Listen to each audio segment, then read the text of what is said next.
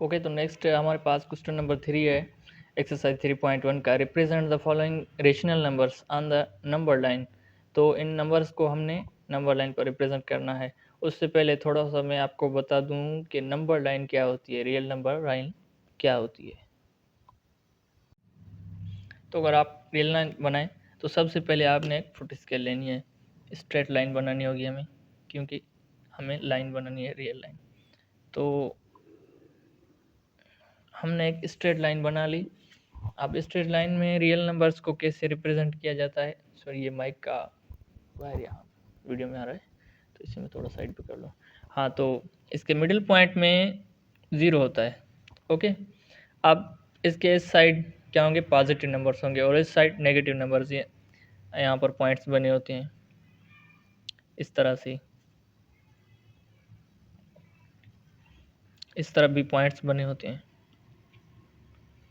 तो अगर नंबर को रिप्रेजेंट किया जाए फॉर्म में सिंपली, तो जीरो हमारे पास ना पॉजिटिव नंबर है ना नेगेटिव नंबर है।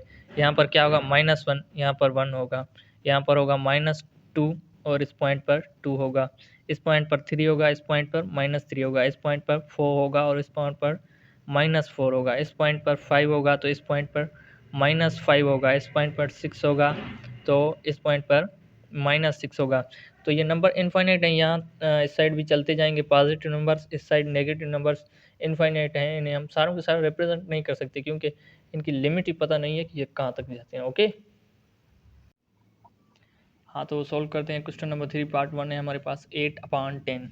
तो यहाँ पर हमने जीरो को थोड़ा इस साइड करके रिप्रेजेंट किया है। हमें एक पॉजिटिव नंबर को नंबर लाइन पे रिप्रेजेंट करना है, नेगेटिव को नहीं। अगर हम सारे नेगेटिव पॉजिटिव बना, इतनी हमारे पास काफ़ी जगह नहीं है। तो ये ज़ीरो है और ये 1 है, ये मैंने आपको पहले बता दिया कि इस तरह से। और इनके दरमियान में भी इनफाइनाइट नंबर्स होते हैं, तो जिन्हें हम रिप्रेजेंट करेंगे तो हम नहीं कर सकते हैं, ऐसा समझेंगे इनफाइनाइट नंबर्स हैं, क्योंकि रेशनल नंबर्स हैं इनके दरमियान।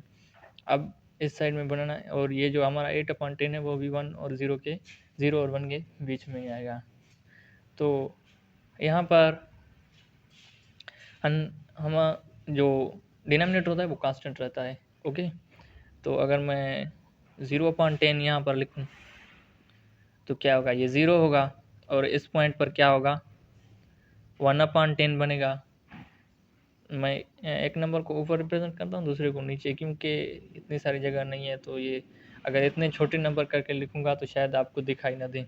तो यहाँ पर क्या होगा, 2/10 होगा, और इस पॉइंट पर क्या होगा, 3/10 होगा। ओके, इस पॉइंट पर क्या होगा, 4/10 होगा।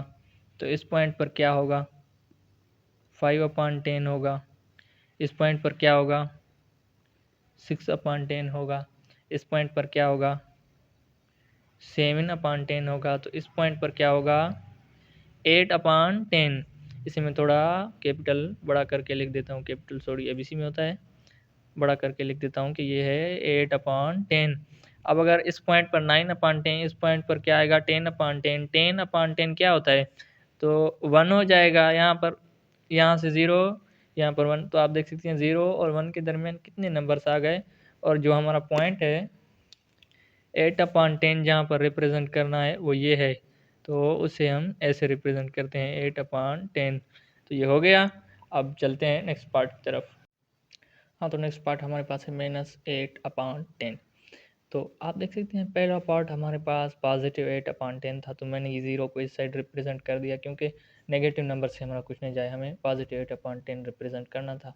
और अब हमें नेगेटिव 8/10, मतलब पॉजिटिव नंबर से हमारा कुछ नहीं जाए, हमें एक नेगेटिव नंबर से रिप्रेजेंट करें। जिस तरह से ये 8/10 पॉजिटिव में होता है, इसी तरह से ही होगा, बट सिर्फ साइन चेंज होगा। और पॉजिटिव नंबर्स इस साइड होते हैं ज़ीरो से, तो ये साइड मैंने खाली कर दिया, ज़ीरो को यहाँ रिप्रेजेंट कर, क्योंकि बहुत सारे नंबर हमें यहाँ रिप्रेजेंट करने हैं, और इतनी सारी जगह नहीं है कि हम पूरे नंबर्स को यहाँ रिप्रेजेंट कर सकें। वो तो जिस तरह 0/10 यहाँ पर, थोड़ा मैं इसे नीचे कर लूँ। ओके, 0/10 यहाँ पर 0 होता है, यहाँ पर माइनस 0/10 ही होगा, तो 0 होगा। उसके बाद यहाँ पर क्या होगा, 1/10, ये है -1/10, और ये क्या होगा, -2/10। और यहाँ पर इस पॉइंट पर क्या होगा, -3/10।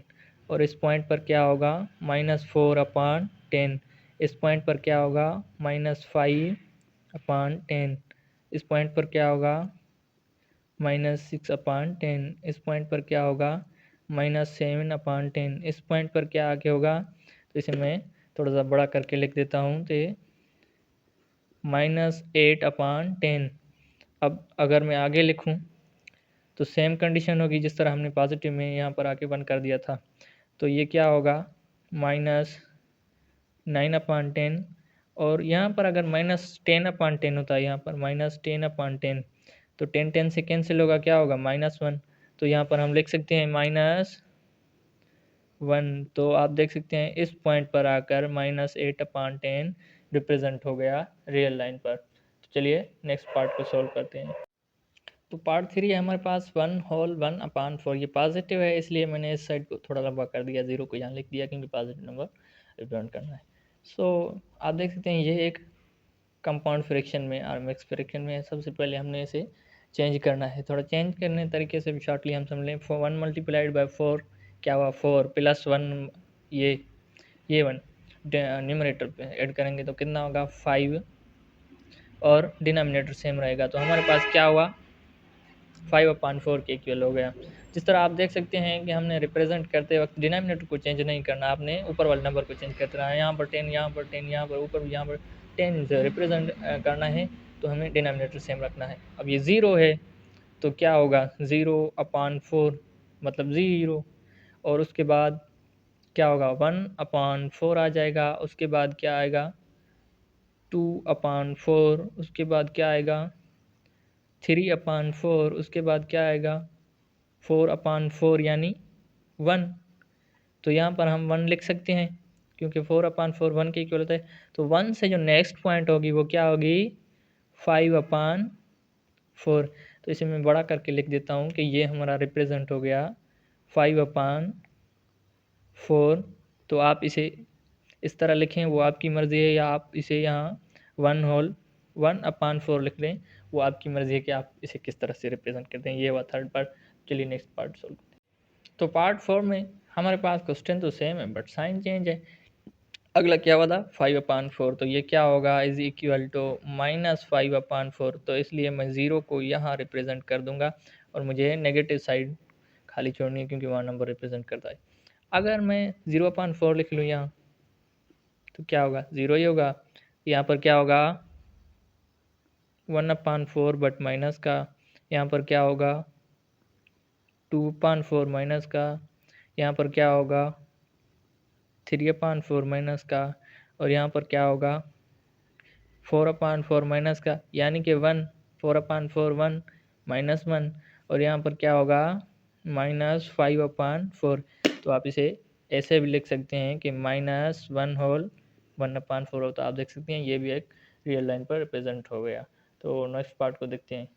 तो पार्ट नंबर 5 में हमारे पास है 2/3 पॉजिटिव का। मैं 0 को यहाँ रिप्रेजेंट कर देता हूँ। अब अगर 0/3 आ जाए तो क्या होगा 0 होगा, 0 के 0/3, उसके बाद 1/3, उसके बाद 2/3। तो इस पॉइंट को थोड़ा हाईलाइट कर लूँ कि इस पॉइंट पर हमने इसे रिप्रेजेंट कर दिया 2/3। अब इसके बाद अगर 3/3 आ जाए यहाँ पर तो ये किसके इक्वल हुआ 1 के। तो जिस पॉइंट पर हमारा 2/3 रिप्रेजेंट हुआ वो ये है। और उसके बाद मैं इसे यहीं सोल्व कर दूँ तो क्या उसके बाद हमारा है -2/3। अगर मैं -2/3 मैं इसी लाइन पर रिप्रेजेंट कर दूँ तो भी सेम बात है, कोई और लाइन बनाकर रिप्रेजेंट कर दूँ तो भी सेम है। तो मैं क्या कर देता हूँ, सॉरी मैं नंबर लिख लूँ पहले। तो ये क्या है नंबर 6 है हमारे पास -2/3। तो ये 2/3 पॉजिटिव आया इसलिए 0 की ये इस साइड हुआ, तो ये इस साइड हो जाएगा अगर मैं रिप्रेजेंट करूँ तो मैं चलिए आपको रिप्रेजेंट करके दिखा देता हूँ कि इसमें भी कोई आपको डिफ़िकल्टी ना रहे। यहाँ पर हमने 0 ले लिया, यहाँ पर क्या होगा यहाँ पर 0/3 मीन 0 जिस तरह मैंने यहाँ पर रिप्रेजेंट किया है।